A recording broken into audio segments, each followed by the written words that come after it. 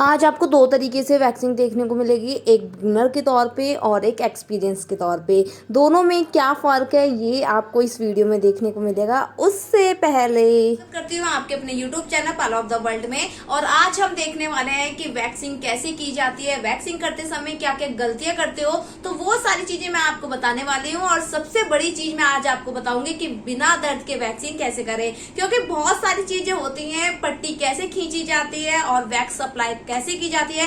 कभी कभी ऐसा भी होता है कि भाई जब आप वैक्स अप्लाई करते हो तो आपके छोटे छोटे से जो हेयर है वो रह जाते हैं, यानी कि हेयर प्रॉपर नहीं निकल पाते हैं, जो हेयर होते हैं वो टूट जाते हैं। तो ऐसा होता क्यों है, तो यही सारी चीजें मैं आपके साथ शेयर करने वाली हूँ। वीडियो है बहुत ही ज्यादा इन्फॉर्मेटिव, इसलिए वीडियो को फुल वॉच जरूर करना। तो चलिए वीडियो स्टार्ट करते हैं, और अगर आप हमारे चैनल पे फर्स्ट टाइम विजिट कर रहे हो तो चैनल को सब्सक्राइब जरूर कर लीजिए। तो चलिए स्टार्ट करते हैं। तो सबसे पहले मैं वैक्स दिखा देती हूँ आपको। ये अरोमा की वैक्स है चॉकलेट में, ठीक है। तो इसको करना बहुत इजी है, आप कोई भी कर सकते हो। देखो यहाँ पे एक चीज़ और मैं बताऊँगी, ये बहुत ज़्यादा सीखने वाली बात है।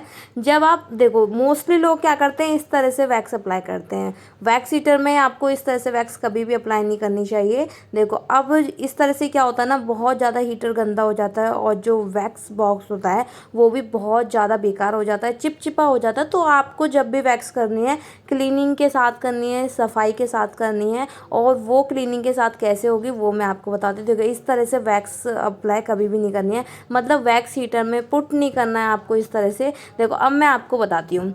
सबसे पहले क्या करना है, वैक्स लेनी है और उसको नाइफ से इस तरह से वैक्स निकालनी है। प्रॉपर राउंड राउंड करना है, ताकि आपकी जो वैक्स है वो बिल्कुल भी टपके ना, मेल्ट ना हो और इस तरह से गंदगी ना हो, ठीक है। तो अब हम करेंगे यहाँ पे वैक्स। तो सबसे पहले पता नहीं आज क्या हो गया था यार, कैमरा साफ़ नहीं था या पता नहीं क्या, क्योंकि क्लियरिटी नहीं आ रही थी, बट फिर भी मैंने कोशिश की है वीडियो बनाने की। तो यहाँ पे मैं दिखाती हूँ। देखो इन्होंने क्या करा है, पहले पाउडर लगाते हैं, ये तो हमारा बेसिक होता ही है। सबसे पहले आपको पाउडर लगाना होता है, फिर वैक्स चेक करनी होती है कि मेल्ट कितनी हो। देखो इनको अभी आइडिया नहीं है, तो मैं यहाँ पे 2 तरीके से बताऊँगी, इसलिए मैंने स्टार्टिंग में बोला कि आपको आज 2 तरीके से पता चलने वाला है कि बिगनर्स कैसे स्टार्टिंग करते हैं, क्या मिस्टेक करते हैं, और जो एक्सपीरियंस्ड होते हैं उनका क्या रहता है। तो इन्होंने देखो वैक्स अप्लाई करी और इस तरह से पट्टी को खींचा, ठीक है। तो किस तरह से, देखो सबसे पहले क्या होता है कि लेयर आपको किस तरह से देनी है वो। और अभी आप देखते रहना, यहाँ पे बहुत सारी चीज़ें मैं आपको यहाँ बताने वाली हूँ। जब भी आप इस तरह से पतली लेयर लगाते हो ना वैक्स की, तो हमेशा ध्यान रखना है कि वैक्स को चेक करके ज़रूर चलना है। अगर आप वैक्स को चेक नहीं करते हो तो उससे क्या दिक्कत होगी कि कभी कभी वैक्स बहुत ज़्यादा गर्म लग जाती है और ब्लिस्टर जैसी प्रॉब्लम आ सकती है कि छाले वगैरह निकल आए। तो इसीलिए इन चीज़ों को ध्यान रखना होता है।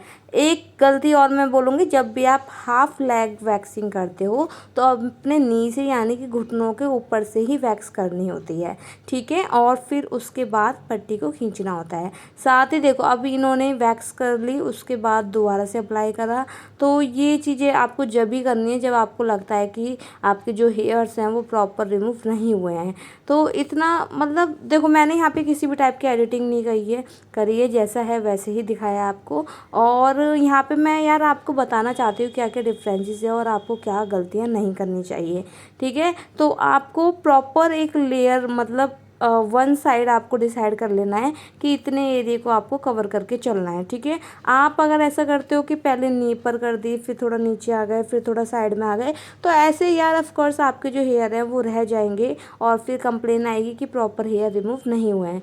तो ऐसी गलती आपको नहीं करनी है। देखो इन्होंने क्या करा, इस तरह से लगाई और फिर बैक पे आ गए। तो देखो सबसे पहले क्या करना होता है ना, हमें पहले अपने फ्रंट एरिया को पूरा कवर कर लेना होता है। आपको ऐसा नहीं करना है कि आगे की साइड हो गया तो चलो भैया पीछे कर लेते हैं। आपको आगे की साइड से जितना भी कवर हो पाता है, जितना एरिया कवर हो पाता है उतना करना है, ठीक है। और इस तरह से करोगे कि घुमा घुमा के तो यार कस्टमर जो है वो इरिटेट हो जाएगा। ये गलतियाँ नहीं करनी है आपको। आपको पूरा मतलब अपने थंब तक यानी कि मतलब पैरों की जो फिंगर होती है ना, वहाँ तक आपको वैक्स अप्लाई करनी है। और फिर आपको अच्छे से करने के बाद, क्लीन करने के बाद, उसके बाद ही उन्हें टर्न करना है, मतलब कि पीछे की साइड वैक्स स्टार्ट करनी है। ये गलतियाँ बहुत सारे लोग करते हैं, बिगनर्स के लिए ये बहुत ज़्यादा ज़रूरी है। इसीलिए मैं आप सभी लोगों को बोलूँगी कि जब भी आप वैक्सिंग करते हो तो पहले फ्रंट वाला एरिया पूरा कवर कर दीजिए। फ्रंट वाले एरिया जब आपको लगता है कि पूरी तरह से कंप्लीट हो चुका है, उसके बाद ही आप बैक की साइड जाइए। ठीक है, देखो यहाँ पे इन्होंने पहले पीछे की साइड किया, फिर आगे की साइड किया, तो ये चीज़ें आपको नहीं करनी है। और अब मैं आपको दिखाऊंगी। देखो, जब भी आप फिंगर पे लगाते हो तो आपको ध्यान रखना है कि आप जब भी आप फिंगर वगैरह पे लगा रहे हो ना, तो स्किन को टाइटली स्ट्रेच करना है, टाइटली पकड़ना है, वैक्स को चेक करते रहना है, फूंक साथ के साथ मारते चलना है ताकि वैक्स ज़्यादा गर्म ना हो। और टाइटली पैरों को इसलिए पकड़ना है क्योंकि स्किन अगर लूज़ होगी, अगर बॉडी लूज़ होगी तो खिंचाव पड़ सकता है, फिंगर पे खिंचाव पड़ेगा तो दर्द होगा, फिर यार प्रॉब्लम बढ़ जाएगी। इसीलिए इन सारी चीज़ों का आपको ध्यान रखना है। ठीक है, तो यहाँ पे इनकी ये वैक्स हो गई, एक पैरों पे हो गई है, एक पैरों पे भी रह रही है। तो अब मैं आपको दिखाती हूँ कि मेरा तरीका क्या होता है। सबसे पहले वही आपको पाउडर लगाना है। ठीक है, जब आप पाउडर लगा लोगे तो आपको ध्यान देना है कि पाउडर आपको एक ही बार में सारे अच्छे से लगा देना है। ठीक है, उसके बाद वैक्स लेनी है। और देखो, जैसे मैं कर रही हूँ ना, पूरा साइड मैंने कंप्लीट करना है, इस साइड से इस तरह से ही करनी होती है वैक्स।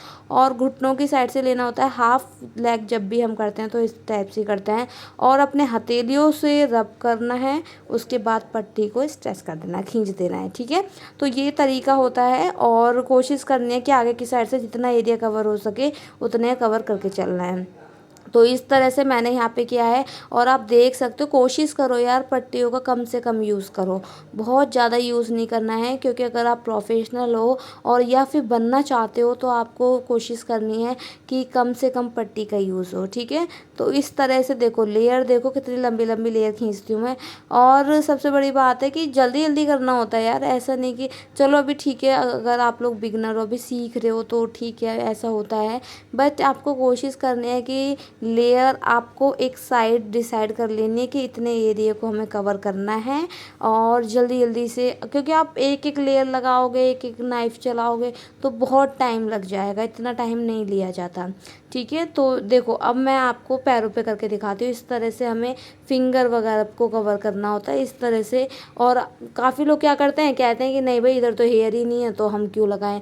ये चीज़ें नहीं करनी है आपको, ये गलती बिल्कुल भी नहीं करनी। आपका काम है प्रॉपर सर्विस देना, आपका काम है अच्छे से वैक्सिंग करना। इसके बाद देखो, इसके बाद क्या होता है, जब हम आते हैं बैक पे, जब हमें लगता है कि हाँ पूरा आगे से कवर हो चुका है, उसके बाद वैक्सिंग पे आते हैं, मतलब बैक साइड पे आते हैं। तो ये है।